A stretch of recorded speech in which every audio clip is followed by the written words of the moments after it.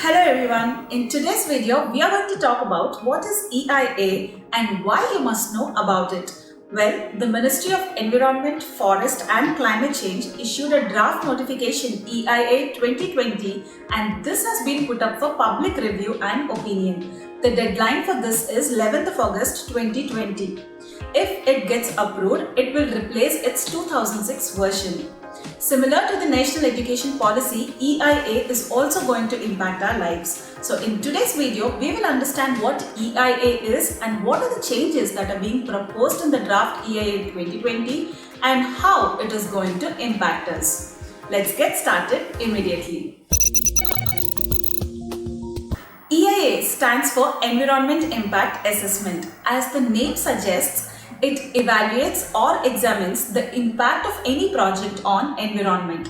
For example, if a bridge has to be constructed, it has to get lot of clearances and NOC from various government departments at multiple levels. One such clearance is there for environment too, and this is environmental clearance. It estimates if any damage is caused to the environment. If yes, what is the scale of the damage and how it can be controlled? What are the necessary precautionary measures that can be employed during the development of the project?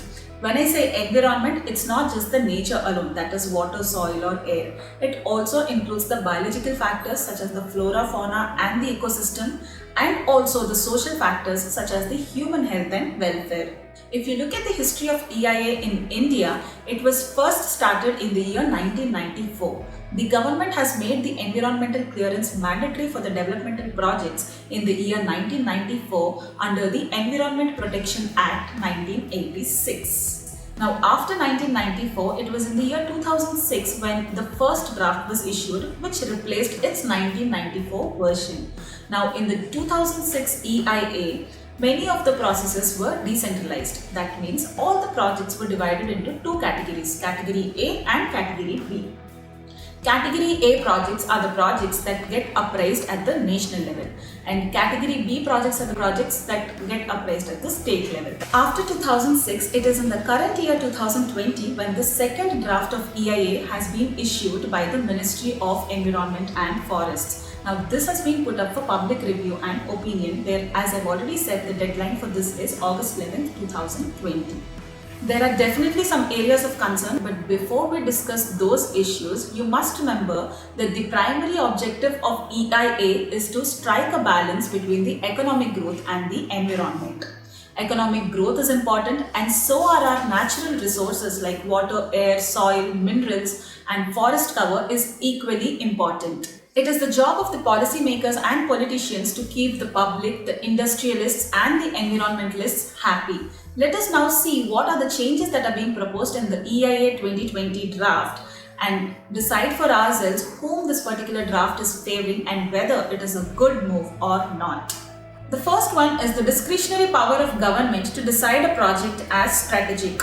When a project is considered as strategic, it can bypass the whole EIA process and the government has the power of not letting out any information of the project on the public domain. Earlier, projects related to defense and national security are considered as strategic and no one has any issue with that.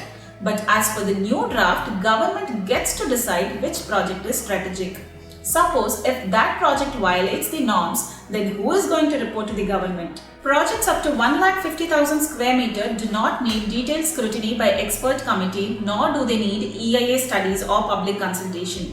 According to the 2006 EIA, this was only 20,000 square meter. The third one is the post facto approval. Environment clearance will be granted even if the construction has started or it's in running phase. The intention of the government is it doesn't want to halt development plan or hurt the economy. But that also means whatever the environmental damage is caused due to the project will be ignored. The fourth one is the time reduction in public consultation process. The time period for public to submit responses during public hearing is reduced from 30 days to 20 days for any application seeking environmental clearance. It seems like the government wants to hurry up the whole process as soon as possible. Transparency and credibility will be reduced, especially in rural areas where people are not aware and information not easily accessible.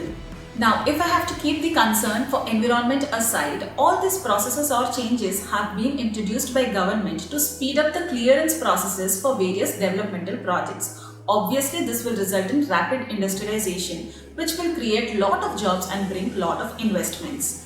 If you have chosen the path of development, it will definitely come at a price and cost. But what is the cost? Fifth point is no public complaint or violation. If any violations are taking place, they have to be reported either by a government authority or the developers themselves. There is no scope for any public complaint about violations. Do you know the next pandemic after COVID-19 is going to be the climate change whose results have already started showing up? It's not just the duty of environmentalists alone to protect the environment, but it is the duty of each and every one of us. So we need to look at both ways, that is, the ease of doing business should be established without causing irreversible damages to the environment. For those who wish to go through this draft EIA 2020, I'm including the link in the description box below. And for those who are opposing these changes in the draft EIA 2020, you can write to the mail ID which I'm putting it in the description box below. It is the registered email ID of Ministry of Environment and Forests. If you like to keep yourself updated on the latest happenings and learn new concepts, you can subscribe to this channel right away.